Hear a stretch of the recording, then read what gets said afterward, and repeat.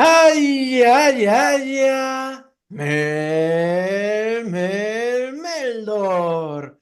Muy bienvenidos, amigos todos, hobbits, elfos, hombres y todas las razas de bien, a esta nueva sesión en conferencia con Tolkien. Estamos en nuestra segunda sesión de este primer semestre de 2024. Seguimos con el texto de Beowulf a cargo de Ignacio Valle, también conocido como Thorongil. Adelante, Ignacio, la platea es toda tuya.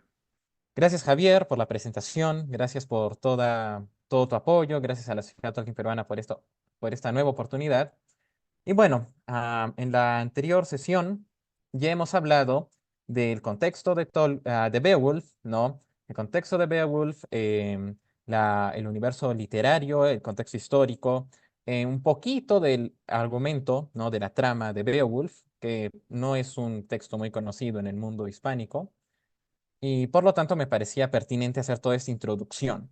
Sin embargo, esta, en esta sesión vamos a enfocarnos mucho más en Tolkien, en lo que dice Tolkien, ¿no? En lo que propone Tolkien sobre este texto. Porque como veíamos la sesión anterior, se hablaba mucho de que Beowulf era un texto misterioso, una historia salvaje, ¿no?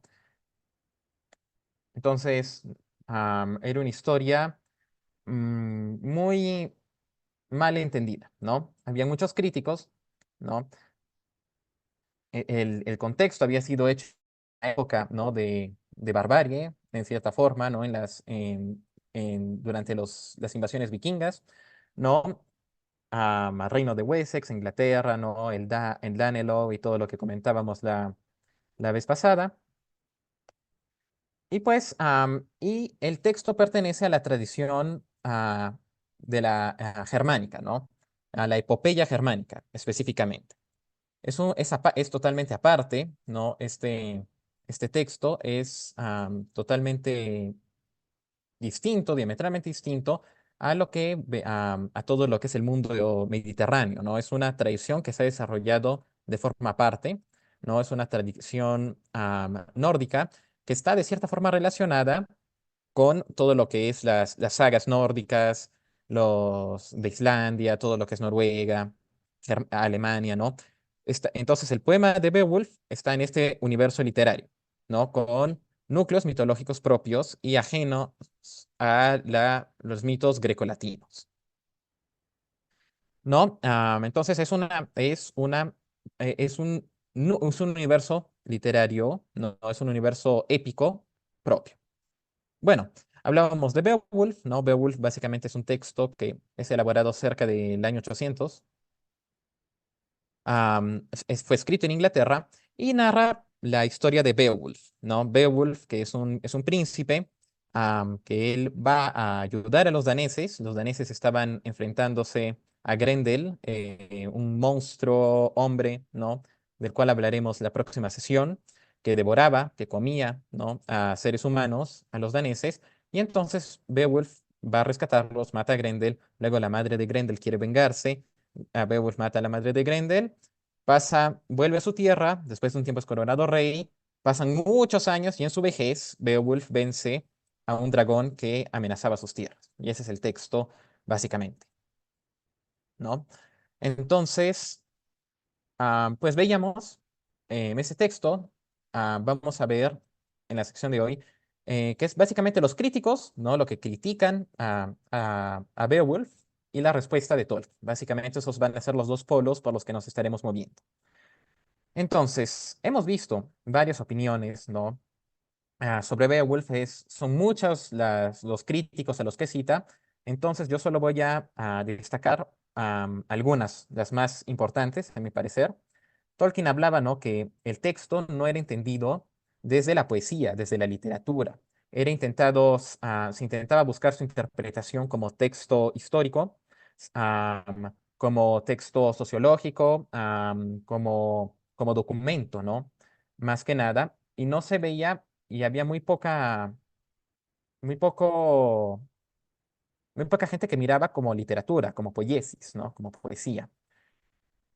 Bueno, entonces Tolkien hablaba de las opiniones, también la gran cantidad de opiniones y críticas que hay sobre Beowulf, y las satiriza, aunque dice que todas las ha escuchado en algún momento, ¿no? Y satiriza posiciones que son opuestas, ¿no? Por ejemplo, que Beowulf es una épica autóctona que se vio cortada, fue truncada, quedó imperfecta cuando llegó la enseñanza del latín, ¿no? Am, y por otro lado, hay una opinión que es exactamente lo contrario, que fue inspirada en un intento de emular a Virgilio, que es el autor latino por excelencia, ¿no? Es el autor que escribió en latín, literatura en latín por excelencia, ¿no? Entonces, esas son posiciones, por ejemplo, opuestas. Otra sería que es una épica nacional y por otro lado, hay otro crítico que dice que es una traducción a partir de Nanís importada por comerciantes fricios, ¿no? Am, Otra sería, es un cuento salvaje popular o que es, ¿no? Pertenece a la aristocracia, ¿no? O sea, este, este, esta oposición, ¿no? De popular, nacional, contra, contra aristocrático, contra importado. Y lo que Tolkien dice es que necesitamos, y Tolkien enumera muchísimas otras razones, y dice que necesitamos, segura, se siente una necesidad de una visión, o sea, más homogénea sobre el texto. Bueno, Tolkien cita a W. P. Kerr, ¿no? Es un autor al que Tolkien elogia. Dice que era un grande, pero sin embargo él dice que en cuanto a Beowulf, él no cree que haya acertado, ¿no? Él dice, él dice que el enano que está sobre el montículo ve en ocasiones cosas que pasan desapercibidas al gigante que transita atravesando muchos países, ¿no?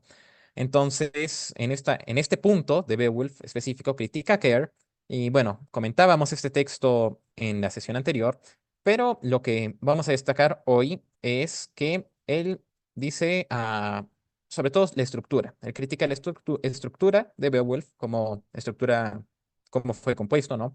Porque dice que es una estructura ridículamente endeble. ¿No? Dice que no se deben despreciar las figuras de los monstruos. Los monstruos básicamente son Grendel, en la juventud de Beowulf y el dragón en la vejez de Beowulf, ¿no? Los enemigos de la juventud y vejez. Pero lo que él dice es que su crítica es que no hay que despreciarlos, pero que no hay mucho aparte de eso, ¿no? O sea, que Beowulf mata dragones, mata monstruos y, o sea, mata al dragón, mejor dicho, mata monstruos y básicamente en eso pasa, esa es todo el texto, ¿no? De cierta forma, lo que critica es una pobreza de argumento, ¿no? Él dice, la, am, él dice que él menciona una desproporción que coloca las irrelevancias en el centro y desplaza los asuntos serios a la periferia, ¿no? Entonces, luego hay otra crítica, ¿no? La primera crítica sería sobre todo estructura endeble, no hay no mucho contenido. Esa es la de Kerr. La segunda es la de Chambers, ¿no? Que es la desolación de los dragones. Porque a Chambers, ¿no? Parece que lo que dice es que se queja de que solo no se centra en un elemento principal, ¿no? Se centra demasiado en los monstruos. Igual que Kerr, ¿no? Es lo mismo que dice Kerr, porque dice, am, no, la alusión a la historia de Ingeld.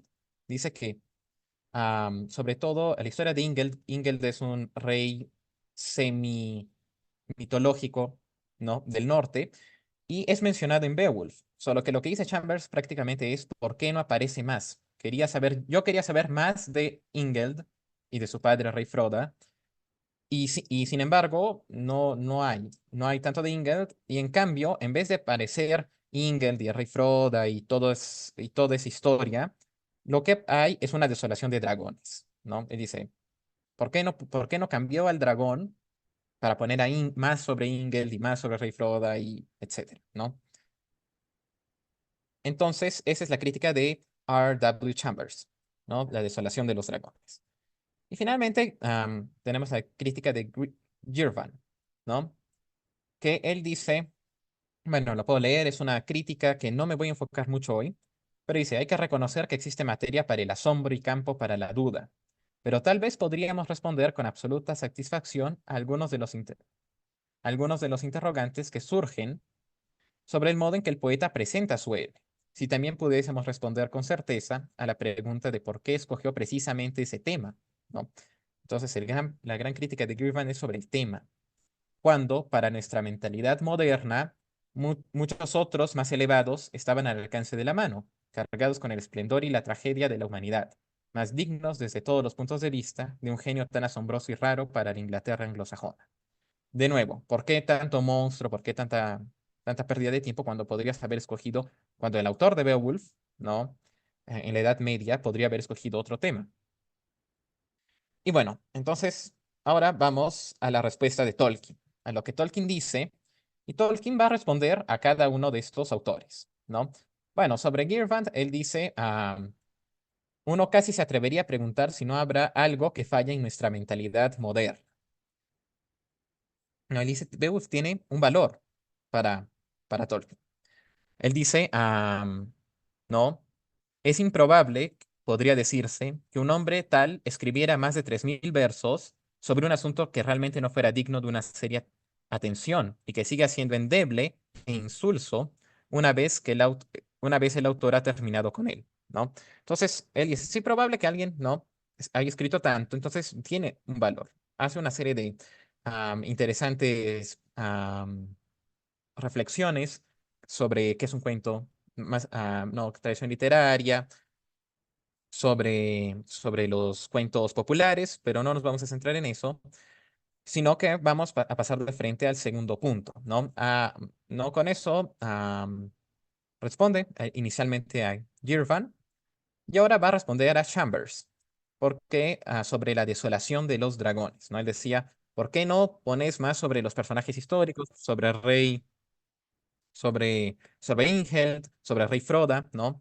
¿Por qué no pones más sobre eso y no en vez del dragón, ¿no? ¿Por qué pusiste la desolación de los dragones? Eso le pregunta Chambers al, ¿no? Prácticamente el autor de Beowulf. Y entonces Tolkien le va a responder por qué el dragón es importante. Y esto en realidad es un punto clave. Bueno, él empieza diciendo que en la literatura del norte solo hay dos dragones significativos, ¿no? Uno es el que rodea el mundo, ¿no? También conocido como Jörmungand, ¿no? Y que es el famosísimo, la famosísima serpiente, entre paréntesis, dragón de, de la mitología, de las sagas nórdicas, ¿no? Y luego el dragón de los Volsungos, ¿no? Que es Fafnir, de la historia de Sigurd. Entonces, a ver, sobre Jörmungand, bueno, hay dos cosas, ¿no? Para hablar un poquito más del dragón, hay dos cosas características, ¿no? Dos pasajes importantes que aquí estoy citando. Esa serpiente es una serpiente, es un ser muy, muy importante, sobre todo por su muerte, ¿no? Inicialmente, bueno, es arrojada en el océano, pero crece de una manera monstruosa, ¿no? Crece de una manera monstruosa tal que se muerde, ¿no? O sea, se sostiene con su boca su cola, ¿no? Y con eso encircula el mundo, encircula el océano. Está en el océano y encircula el mundo, ¿no? Tal es su tamaño colosal de esa serpiente. Y en el Ragnarok, en lo que va a venir en el futuro, am, Thor va a luchar contra esa serpiente, ¿no? Durante la ruina de los dioses, Thor va a luchar contra esa serpiente y la va a matar. Pero mientras está muriendo, la serpiente va a vomitar veneno sobre él y va a matar a Thor, ¿no? Entonces los dos van a morir, uno luchando contra el otro. Entonces, ese es el valor, ese es lo importante, ¿no? Esos son aspectos importantes, ¿no? Sobre todo haber matado a Thor es significativo. Y el otro es Fafnir, que es un dragón muy interesante de la historia de Sigurd, de las sagas islandesas, de los Volsugos. Y este dragón, pues, tenía el oro maldito.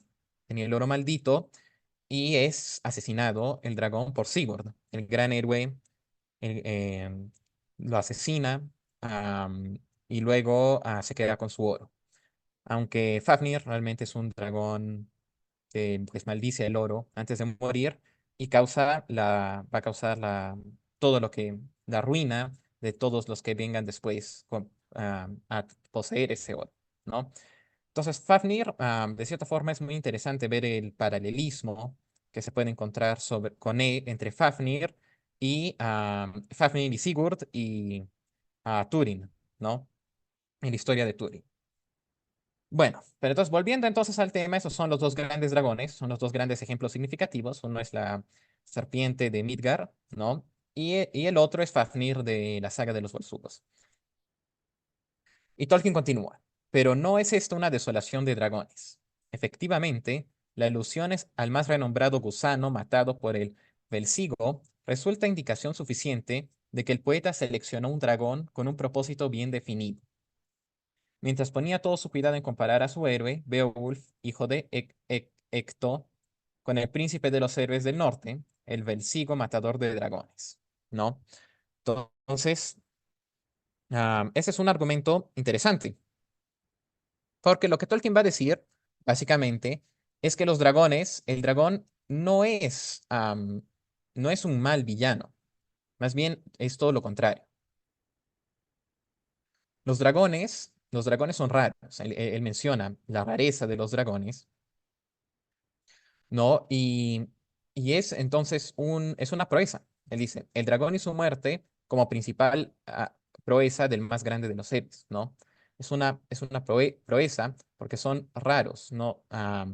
Son raros y entonces matar a uno representaba de cierta forma el mayor desafío que un héroe podía tener,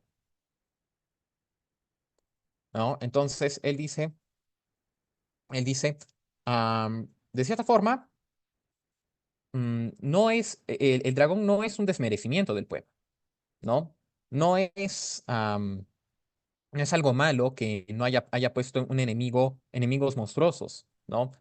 Grendel, ¿no? El ogro humano y el dragón, porque sobre todo el dragón es la sublimación de lo que el mayor desafío que puede tener un héroe. Entonces, bueno, respondiendo, am, él dice, más de un poema en los años recientes ha sido inspirado por el dragón de Beowulf, mas ninguno que yo conozca por Ingeld, hijo de Froda, ¿no? El dragón, entonces, que era considerado una desproporción por estos críticos, va a ser en realidad un mérito.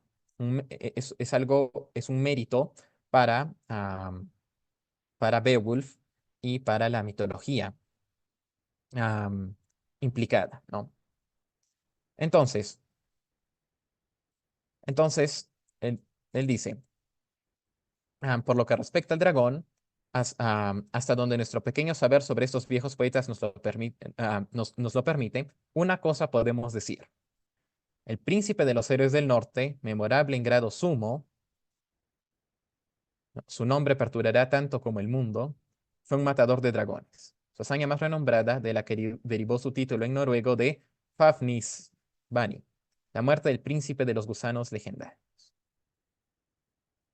Entonces, Tolkien continúa, algo más significativo que un héroe genérico, un hombre enfrentado a un enemigo más maligno que cualquier enemigo humano del hogar o del reino, se presenta ante nosotros, y sin embargo, está inmerso en el tiempo, ramina por la historia heroica, hollando las conocidas tierras del norte.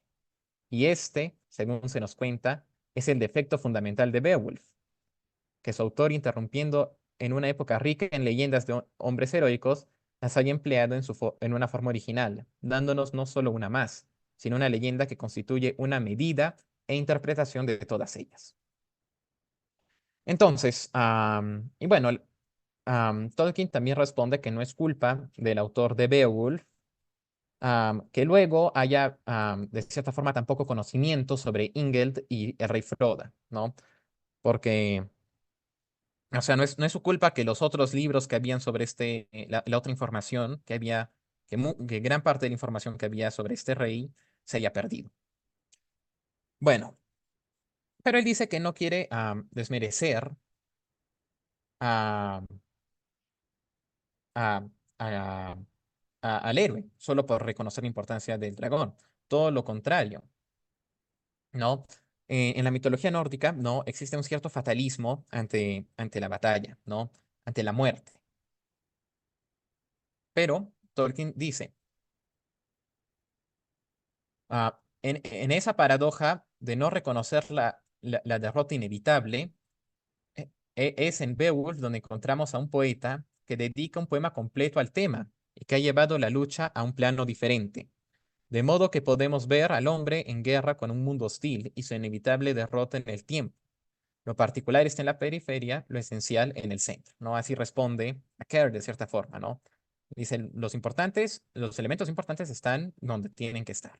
Bueno, entonces, pero continuando, vamos ahora a nuestro tercer punto, ¿no? El primer punto eran los críticos, el segundo, la primera respuesta de Tolkien es ¿por qué el dragón es importante? Por esta razón, ¿no? Porque es el mayor enemigo que pueda haber y su derrota es un honor. Bueno, entonces ahora vamos a uno de los puntos más importantes, que es el de la cristianización de los pueblos nórdicos. Como decíamos en el contexto histórico, en el año 800, hacia el año 800, en realidad es una aproximación, Beowulf es escrito. En este momento, los daneses estaban, los vikingos daneses habían saqueado en Inglaterra. Va a llegar un momento, va a haber un periodo en el que se va a dar el Danelaw, ¿no? Danelaw, que va a ser el territorio danés en suelo inglés, ¿no? También va a haber, van a haber rescates que van a tener que pagar los reyes de Wessex, ¿no? Para salvaguardar a su pueblo, ¿no? Dicen nuestros amigos Martín de Riquer y José Valverde, que gran parte de esta tradición hasta entonces oral adquirió fisonomía literaria en una época en que aquellos pueblos bárbaros ya se habían cristianizado y habían establecido contacto con la civilización nacida en el Mediterráneo, debido a lo cual no es raro que parte de la materia legendaria se nos haya transmitido en trance de evolución en cuanto a su fondo mitológico y religioso. ¿No? Estamos en una época de contacto, ¿no? De los daneses. am, También, en cierta forma, una época de cristianización, ¿no? Porque rey Canuto, por ejemplo, Canuto el Grande de Inglaterra, que también fue rey de Dinamarca, él, por ejemplo, persiguió el paganismo. Entonces, probablemente Beowulf, y Tolkien hace mención a esto bastante, ¿no? Beowulf se encuentra en este periodo de transición. Ahora, la gran pregunta es, él dice, hay elementos cristianos y hay elementos paganos en Beowulf. Como decía en la sesión anterior, no es ni una suma teológica del norte, ni una obra pagana, exclusivamente. Entonces podemos decir, el primer punto sería, no hay contradicción entre lo pagano y el cristianismo, y lo cristiano.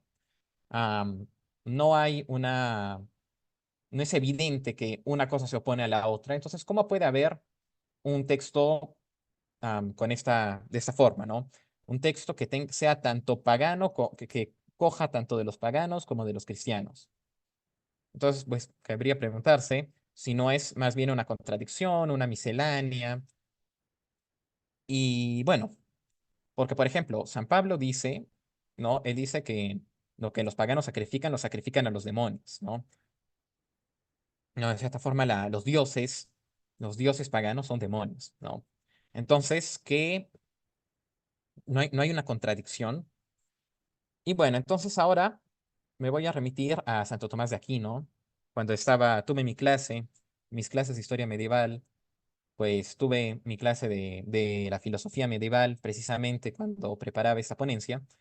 Y entonces me quedé reflexionando en esta frase, ¿no? Famosísima de Santo Tomás, ¿no? La gracia no quita la naturaleza, no la destruye, no la anula, sino que la perfecciona. Entonces, de cierta forma, hay dos posiciones distintas, ¿no? Lo que es natural y lo que es sobrenatural. lo que ha sido revelado por Dios. Pero lo que dice Santo Tomás de Aquino es que no hay una oposición. No es que entre lo que es natural y lo que es sobrenatural, ¿no? Lo que Dios ha revelado, ¿no? Y bueno, básicamente la Suma Teológica, específicamente en la primera parte, las cuestiones, la primera cuestión y la segunda, am, tratan bastante de eso, ¿no? De cómo no es irracional la fe y cómo, y la teología como ciencia, ¿no? Entonces, pues ahí podemos encontrar, ¿no? En cuanto a lo que respecta a la fe, dos polos opuestos, ¿no? El primero es el racionalismo, que dice, solo no necesitamos fe, podemos conocer todo por la razón. La razón nos basta para prácticamente todo. Y en el otro extremo está el fideísmo, que es una posición tal vez menos común, ¿no? Pero que dice básicamente que la fe nos basta y no necesitamos para nada de la razón y con creer estamos bien. Y básicamente la posición de Santo Tomás está en el medio, ¿no? Una cosa no quita la otra. Y lo sobrenatural, ¿no? Lo sobrenatural, ¿no? Es un conocimiento que está por encima del entendimiento del hombre, ¿no? Es un conocimiento, ¿no? De la misma forma que un perro no puede leer un libro porque un libro está por encima de su conocimiento, básicamente es que lo sobrenatural, lo que Dios revela, está por encima del conocimiento del hombre, pero y por eso Dios lo revela, ¿no? Eso está bastante claro en el artículo 1 de la Suma Teológica, ¿no? Entonces, y bueno. Entonces, pero lo que es revelado, porque no se podría conocer solo por la razón, según la doctrina cristiana, no significa que esto que es revelado sea incompatible.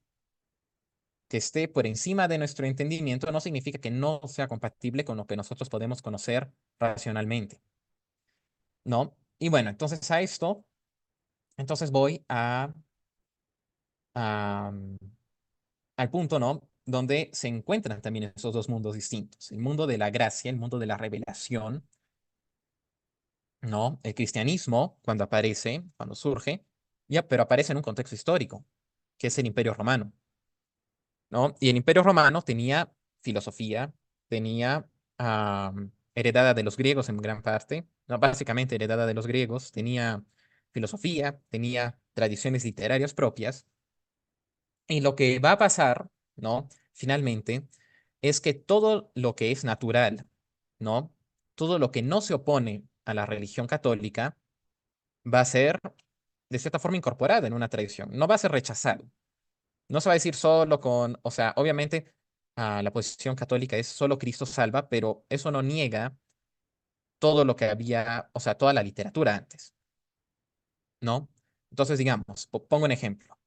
Am, Pongo un ejemplo, la historia de Hércules, la famosa decisión de Hércules, ¿no? Ese es un mito griego, que Hércules, cuando antes de ser el gran héroe de los 12 trabajos y demás, estaba en un camino, caminando, y vio a dos mujeres. Y una le ofreció, am,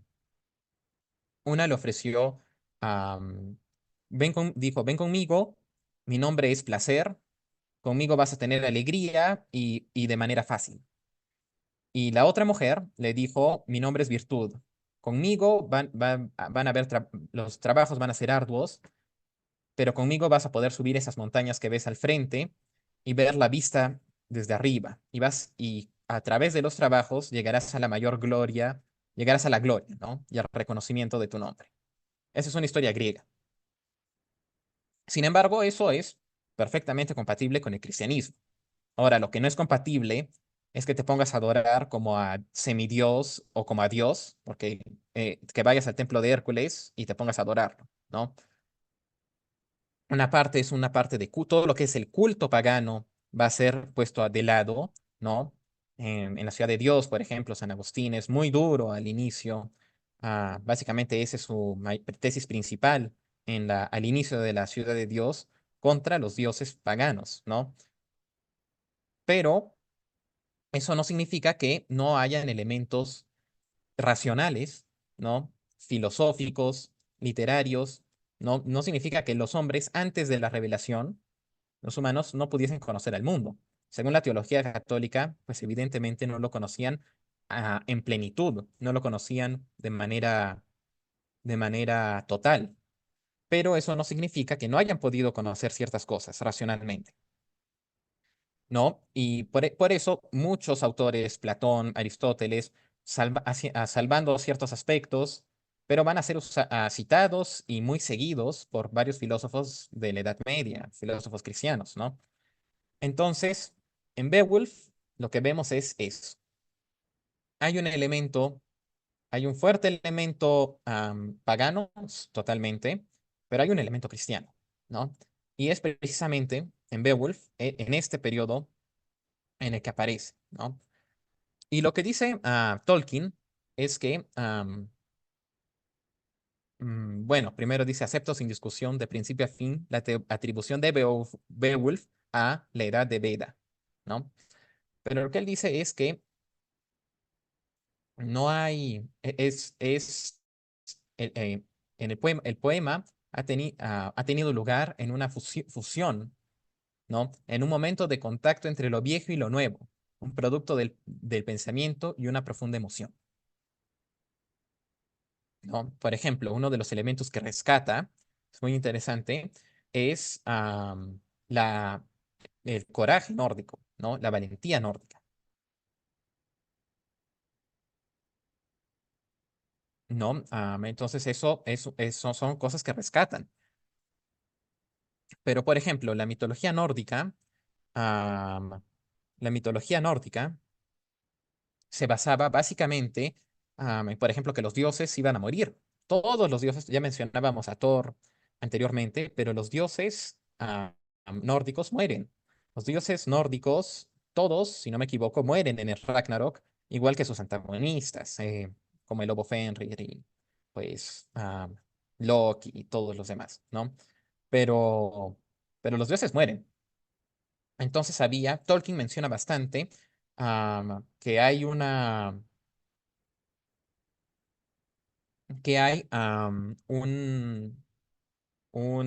cierto fatalismo, de cierta forma, no se puede, o sea, una victoria que no va a ser victoria, ¿no? O sea, una, una muerte, una derrota, pero que igual, una derrota enraizada en la mitología nórdica. Y sin embargo, y sin embargo, también hay una posibilidad, con el cristianismo, hay una posibilidad de victoria más allá de la muerte, ¿no? Em, de cierta forma, esto cambia, ¿no? Cambia la mitología nórdica. Cuando todo era un final glorioso, pero una derrota, ¿no? Una muerte, el cristianismo, pues, lleva la posibilidad de una derrota, de una victoria después de la muerte, ¿no? Y de una resurrección. ¿No? Pasa de ser esta absoluta resistencia perfecta por cuanto carece de esperanza, ¿no? A una conversión, ¿no? De cierta forma. Y bueno, pero entonces lo que dice, lo que dice Tolkien en este punto es, pues, el autor de Beowulf tenía, tenía dos posibilidades, básicamente. Olvidar todo lo que era todo el pasado, porque es un mundo que se está deshaciendo con el cristianismo, con la con la escritura, con el latín.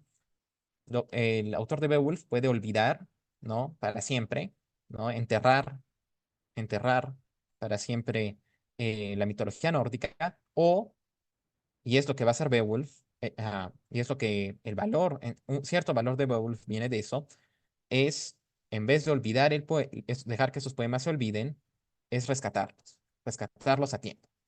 Pero el poema de Beowulf no es un poema cristiano. Lo específicamente cristiano, en su mayor parte, fue suprimido, pero también el culto pagano. Entonces, esto me parece, y por durante este punto, Tolkien hace cierto paralelismo con los griegos. Este es un momento donde se rescatan las leyendas antiguas. Se quitan todos los elementos de los dioses paganos, todo lo que es contra a diametralmente opuestos. Se quitan los elementos de culto, ¿no? Pero no se abandona toda esta literatura, toda esta tradición oral, estas historias de coraje, de nobleza y de desesperanza, ¿no? De cierta forma, no se suprime.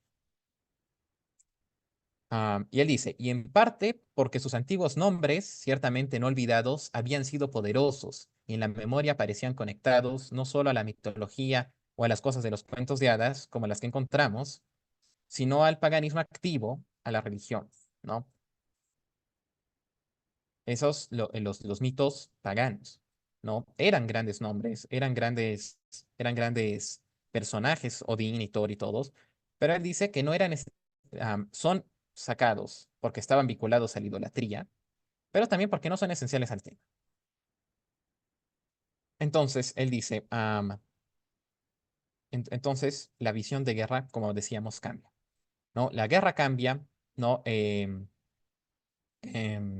sigue siendo, en el cristianismo, sigue siendo un mortal cercado de un mundo hostil, sigue siendo lo que se dice en el libro de Job, vivir militare est, ¿no? Vivir es luchar, pero la guerra cambia. Sin embargo, ¿no? Incluso se puede pensar en una guerra espiritual. O sea, existe la idea de la guerra espiritual.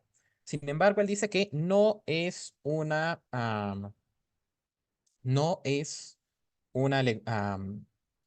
una alegoría.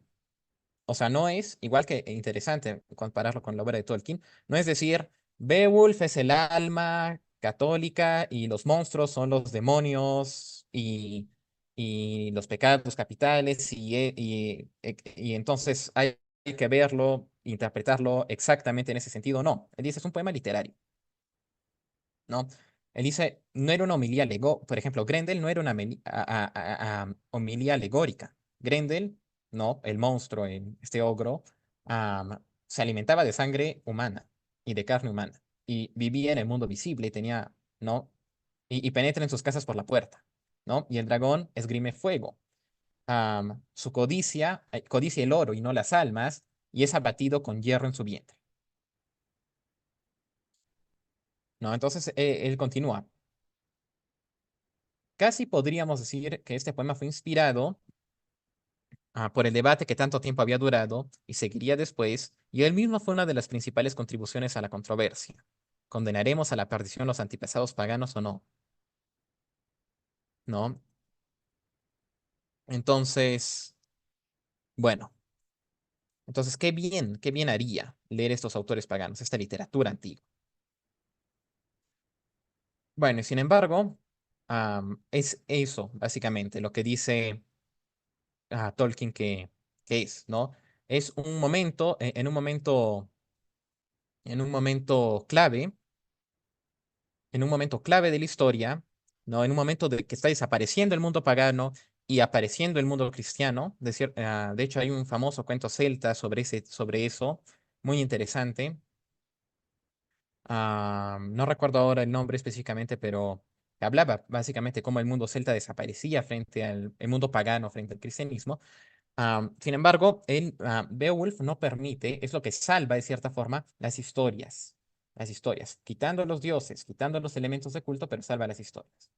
Entonces, de cierta forma, Beowulf es un juego de polos opuestos, ¿no? Es un juego del pasado pagano con el cristianismo que estaba apareciendo. Un intento de retratar la época precristiana, enfatizando la nobleza, así como el deseo de tener una verdad, ¿no? Mm. Y bueno,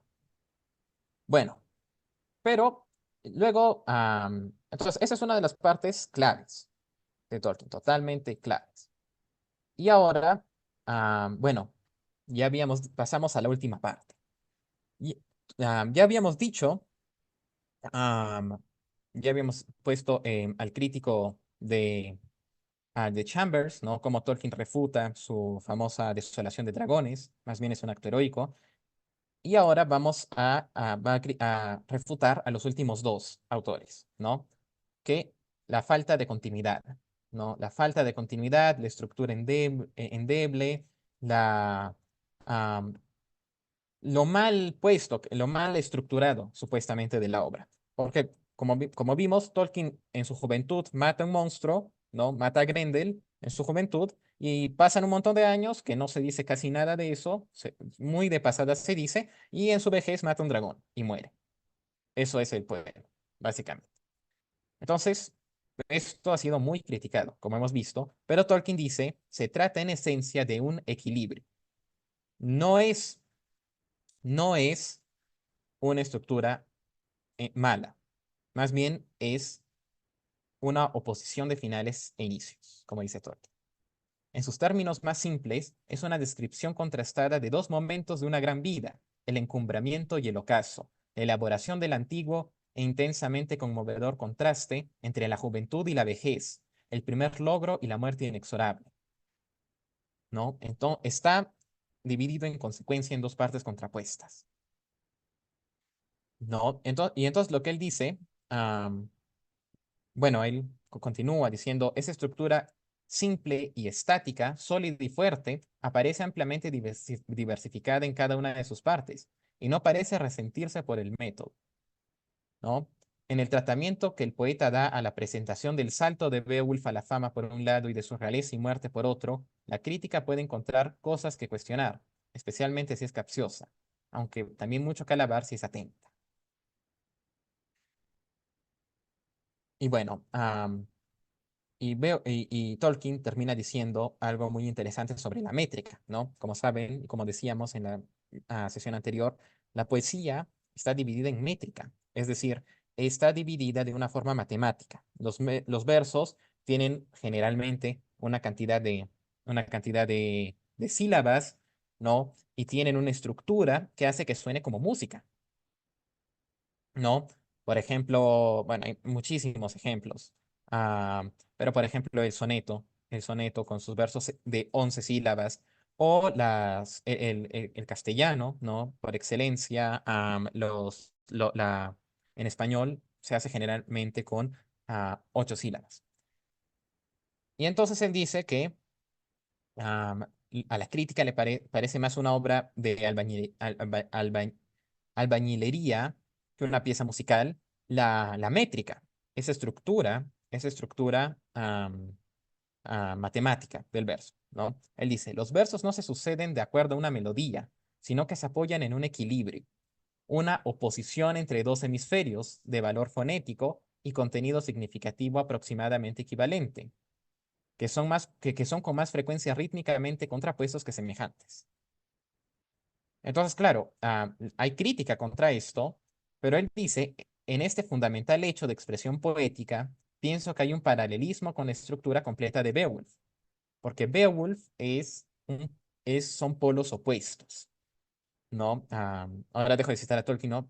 Pero como Tolkien había dicho, son polos opuestos, juventud y vejez, primer logro y muerte.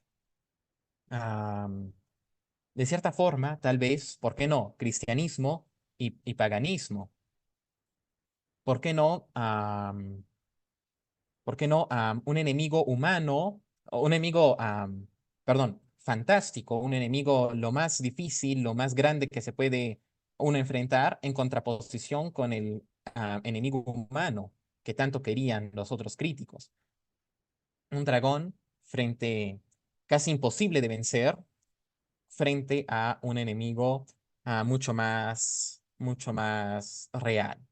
La fantasía, de cierta forma, contra, contra el documento histórico, la poesía frente a los documentos históricos que hablábamos la sesión anterior.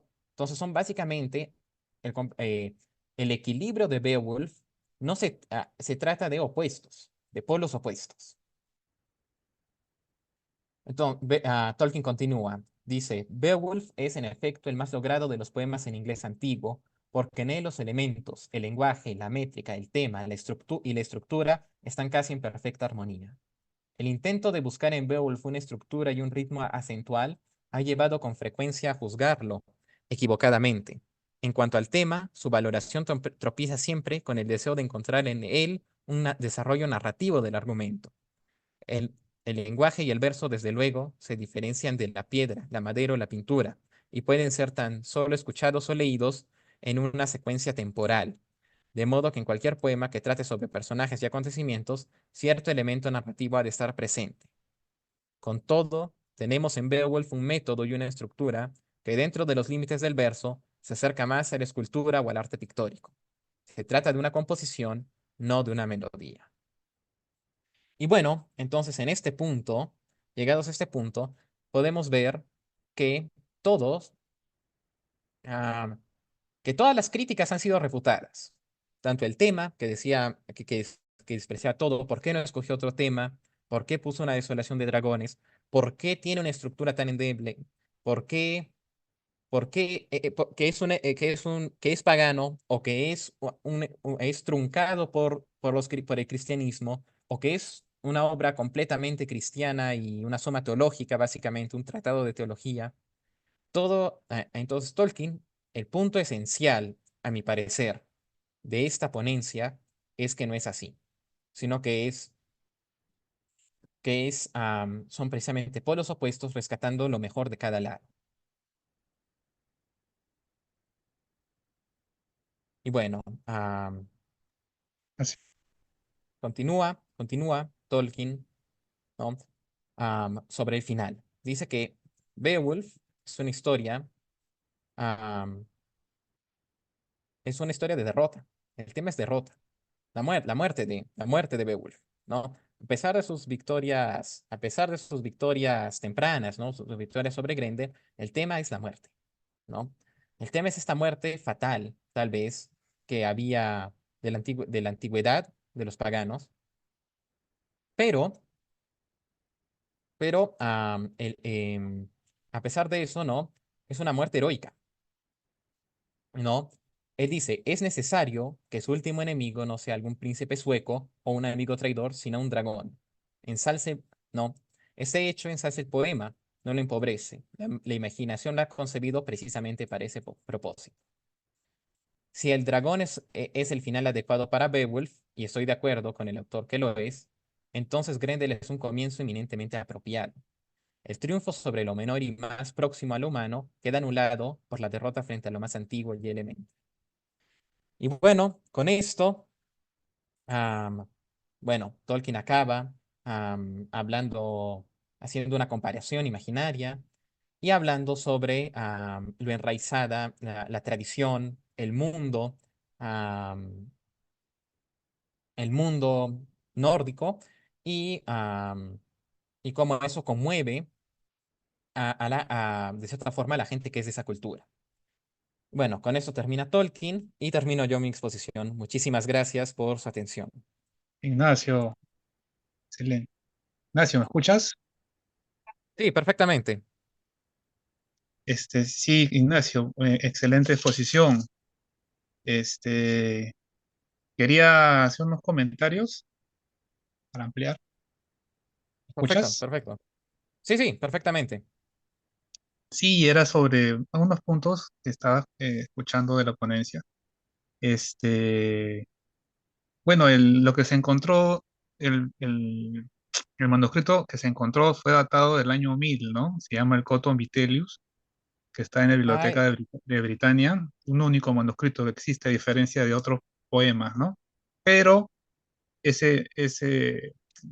y dicen los estudiosos que lo puede haber escrito un monje, ¿no? Con muchos dotes virtuosos de poesía, para escribir poesía, pero vienen de un documento, como lo mencionas, del siglo octavo, escrito en sajón antiguo, que, es, que sí. viene obviamente de una tradición oral que la han datado de 516.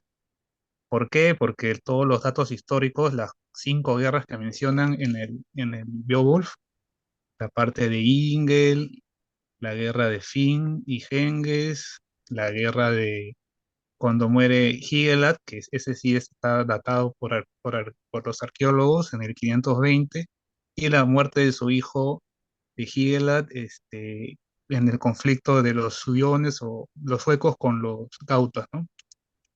Claro. Y lo ficharon en el 516. Entonces, claro, es un documento muy importante para los ingleses, porque es de lo poco que se conoce de esa época, que es la época que se llama, es el inicio de la Edad Media, obviamente, porque ya había caído Roma en el 476, y ya había caído el muro de Adriano en Britania, ya se habían ido los romanos y comenzaban ahí las invasiones anglosajonas en Inglaterra. Y es una época, en la época vikinga corresponde a la época Vendel, ¿no?